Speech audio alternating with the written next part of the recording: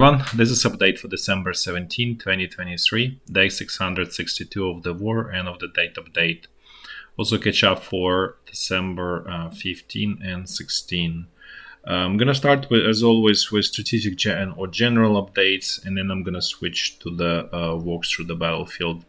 In terms of strategic update, I'm going to just focus solely on Ukraine because things are, I would say, noticeably going in the wrong direction for Ukraine for its ability to to survive. So first, there is a sort of official admission by Ukrainian officials that effectively all of that motivated army that Ukraine had since the beginning of the war was wasted, or in other words, most of those people were effectively killed so far in the war. There's only sort of remnants or skeleton left. A new mobilized replacement does not have any motivation close to what those volunteers had, because they effectively, even though they were mobilized, they were volunteers. For the most part, they were willing to go and defend Ukraine. So what this really means is that the Ukrainian units on the front line will have more and more of this people with low motivation, which will lead to surrender, retreat. Ukrainian units not being able to withstand strong pressure or even the moderate pressure from Russian forces. And especially given how things are being done on the Ukrainian side, and I'll talk about that. That also aggravates that situation. So it's kind of like you have like worst of the both worlds there. And what this also means is there is a need for radical and, I would say, revolutionary changes in Ukrainian society in terms of how it functions, in terms of really philosophical and truly worldview changes. And current Ukrainian political class as a whole, not only just Ukrainian president, but the opposition, they are simple and fit. They don't have any new vision. They don't understand how what to offer to people, to remaining people in Ukraine, so that they actually feel motivated and capable of actually defending Ukraine. Because the biggest challenge for all of this people who don't want to go and defend Ukraine is effectively feeling that they are helpless and they are essentially not able to fulfill themselves. They cannot function properly within the current Ukrainian military system and political system as well. So they don't have motivation because as I mentioned before, there is corruption, there is disempowerment of the ordinary person, and so they don't feel like there's anything in it for them, and that's sort of the group of people that's left. Because the first cell, if we sort of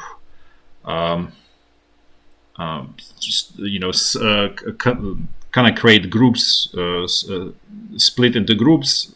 First one was completely selfless people who just very selfishly decided to sort of defend the country without really thinking about themselves, right? So those people were sort of first wave. It's lost at this point, not completely, but effectively for the most part.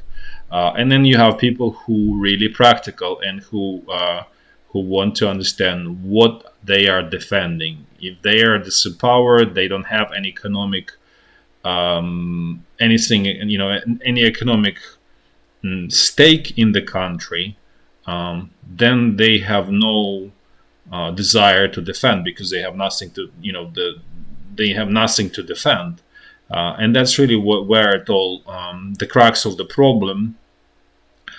In current political and obviously military top are not able, they're not willing to resolve this problem, because that really means replacing this group of people this entire political class, because they are the reason where Ukraine is. And so this is what it, over time, it creates this effectively revolutionary situation. It can take two paths. It's either a revolutionary situation where completely new forces come and actually do right thing, or Ukraine simply folds. There's, it's effectively binary outcome, and there won't be, I just want to explain, there won't be situation where, Russia settles by just literally keeping what they captured and that's it. Russia is very clearly stating its goal. They expect at this point unconditional capitulation of Ukraine, which really means capturing entire of the Ukraine. And that's why I mentioned like a while ago, probably in the summer, early summer, where Russian forces were preparing in Belarus, near the Rivne and Lutsk region and Brest region of Belarus, to basically jump into western Ukraine in case Polish forces attempt to basically go into Ukraine and create a sort of buffer. So this was kind of like preemptively. That was the goal of Wagner Group at that time in Belarus. And so, again, things that didn't change. What this also means, again, in terms of timing, I wouldn't say this is happening, in 2 weeks or months. This is probably going to be gradual but accelerating process. So probably it's going to be very sort of visible, very clear, sometime March, April timeframe, and it's also going to get even worse because at that point, Ukrainian president will have very questionable legitimacy. The same is with Ukrainian parliament, because the term for Ukrainian parliament expired, I think, in October or November of this year, and for Ukrainian president expires in March. So in a time when things are really not going well, and there's internal fight, having questionable legitimacy is obviously path for revolution. It will make it even easier. Let's put it this way. What this all means from the Western perspective, that Ukraine sort of lost its main sort of leg that was that enabled to hold the front line and actually to regain some territory at the beginning, which is motivated soldiers. So without, let's say, if there's no changes in terms of motivation, where people are empowered, where they have real economic stake in the well-being of the country. Without those changes, you need enormous quantities of military equipment. Not even close to what Ukraine was getting. It's many times more, because this unmotivated soldiers, they need exceeding technical advantage in order to withstand to Russian forces. Otherwise, they just basically will flee under whatever various reasons. And so, then going back to what I'm trying to say is that it's going to become exceedingly more expensive and costly for the West as things sort of unravel in the coming months to support Ukraine, because it will require actually exponentially more resources. So in a way, this is becoming in some way payback time for not willing to provide much more at the beginning. At this point, it will require exceedingly more, or Ukraine, as I said, Ukraine will fold in I don't want to do prediction, but in very clear sort of time frame, and it's going to be definitely in 2024. So this is where it's all going in Ukraine. On the Russian side, Russia is definitely experiencing a lot of problems. I mentioned about this food shortages as they start to develop. the problems with technology, with this airlines and so on, and probably will be more problems with because the price of crude oil went down. At the same time, this is not existential sort of problems for Russian side, and especially when they see that Ukraine is really on the edge, it really energizes Russian political top, Russian military, Russian society. So they see it as okay, we're gonna have victory pretty soon. So this actually makes it even sort of more compelling for the Russian society to continue this invasion. In terms of Ukrainian military top versus Russian top, I just want to mention that while there is a fight between Ukrainian president, his clique versus Ukrainian military top, they are equally incompetent.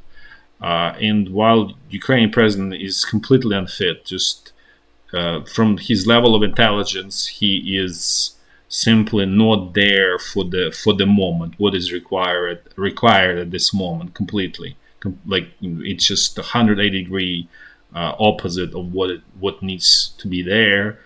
Ukrainian military top is of the similar kind, unfortunately, and they are equally unable, incapable of doing sort of intelligent things.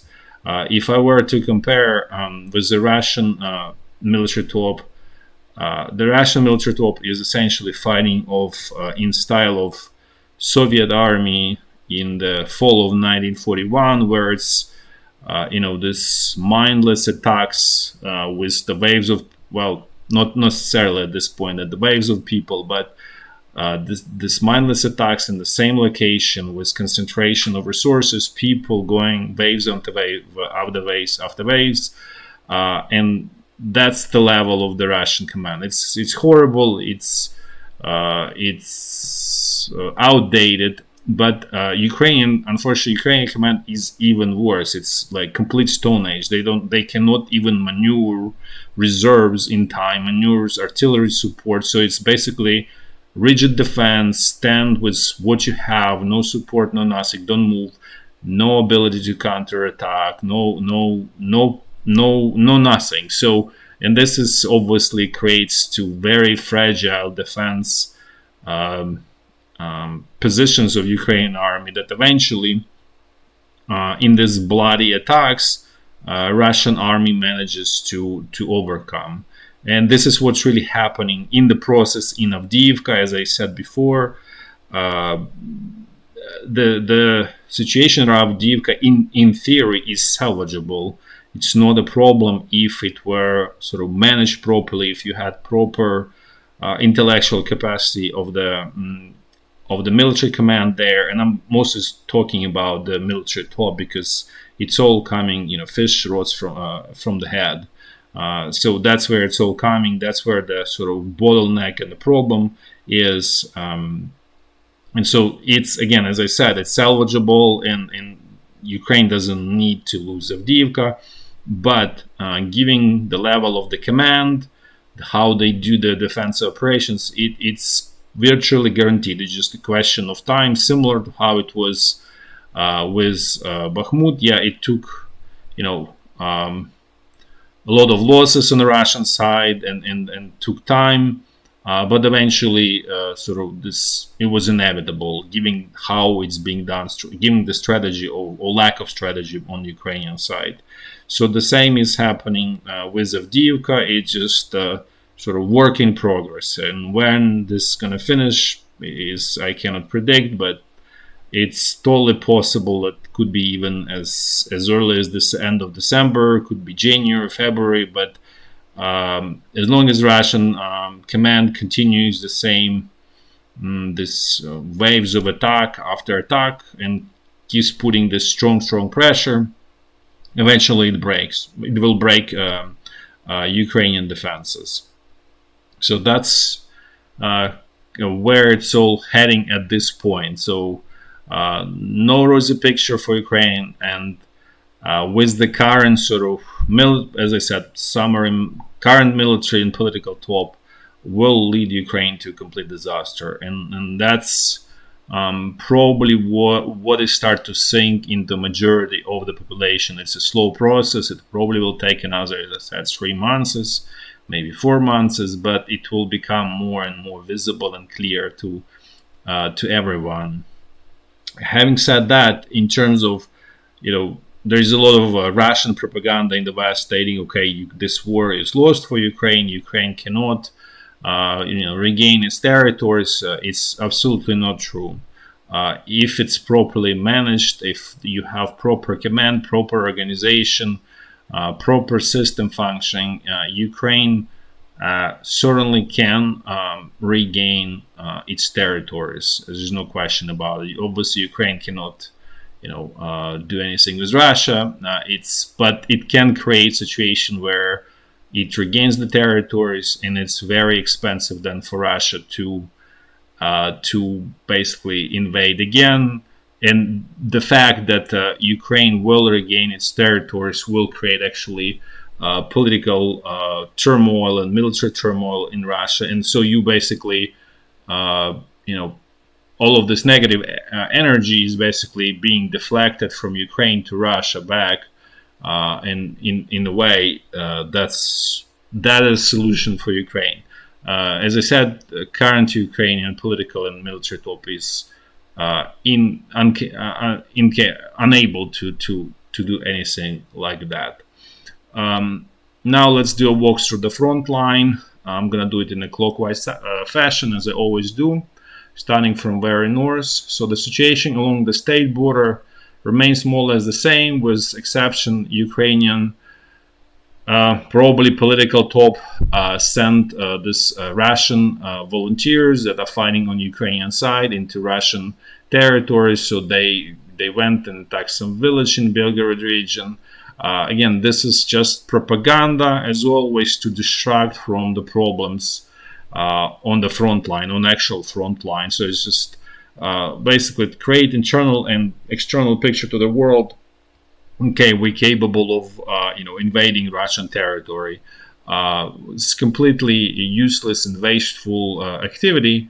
Nevertheless, that's where the level of intelligence of Ukrainian political top. Now let's look at North Lugansk front line.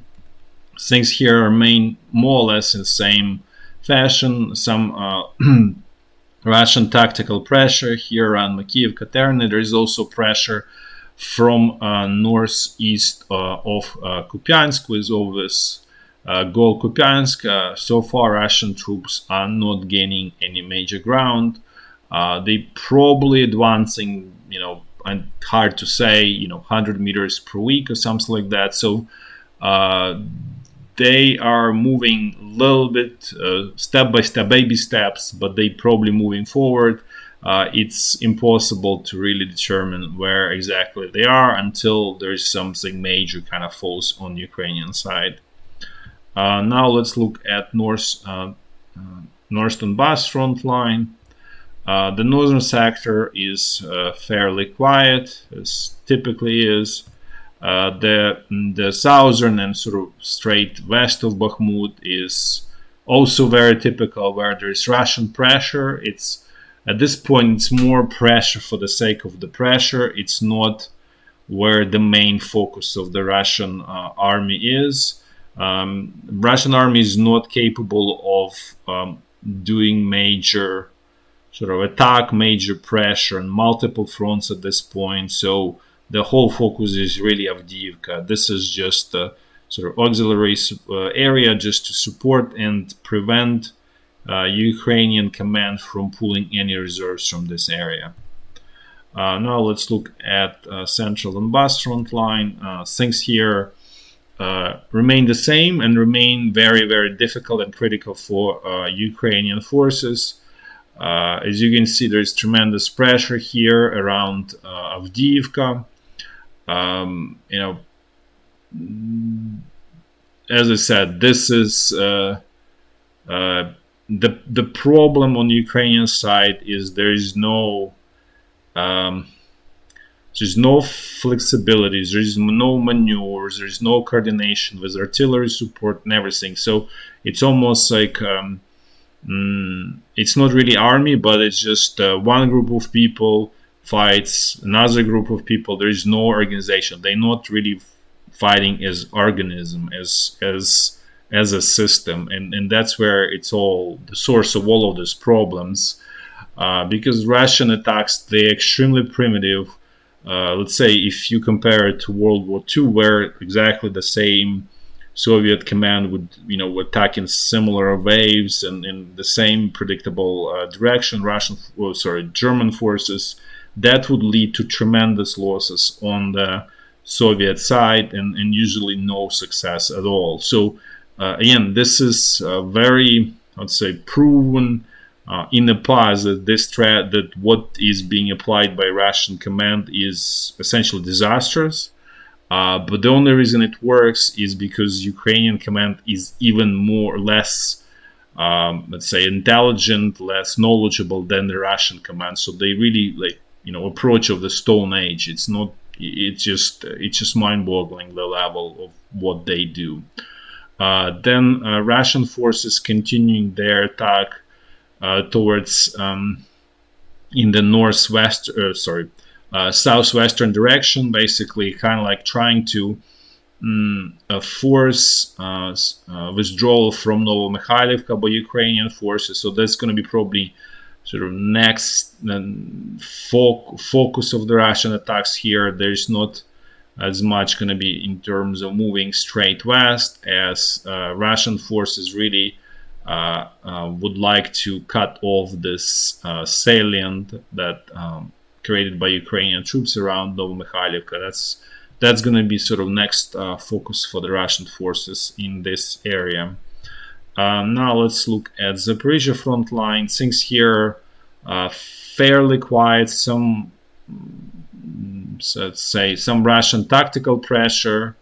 There are reports that they are also advancing here 50-100 meters per week or something like that. Again, nothing major so far. At large, the front line still holds here without major problems for Ukraine. Now let's look at the situation along the Dnipro River. Things here remain more or less the same. As I said before, Russian forces so far are not able to destroy the bridgehead. It's somewhat costly to support it. And then Ukrainian forces, Ukrainian command lost the moment to basically exploit that and advance from that bridgehead and create really difficult situation for Russian forces. So it's just kind of like you have a bag, but you don't have a handle to that bag, and it's really heavy, difficult to hold to that bag especially if it's heavy, because it doesn't have a handle to hold to. So this is kind of like the situation on the Ukrainian side at this point. So how it's going to get resolved remains to be seen. In general, if there is a way to minimize the cost of holding on to this bridgehead, it's probably a good idea, because it kind of creates strategic opportunities down the road, and that's really only viable option for Ukraine for, let's say, if there is eventually ability to do offensive to basically where the Ukrainian forces can actually create meaningful problem for Russia and actually regain ground. But so far, this all is big question mark, let's put this way. Thanks for watching. Until next time, bye bye.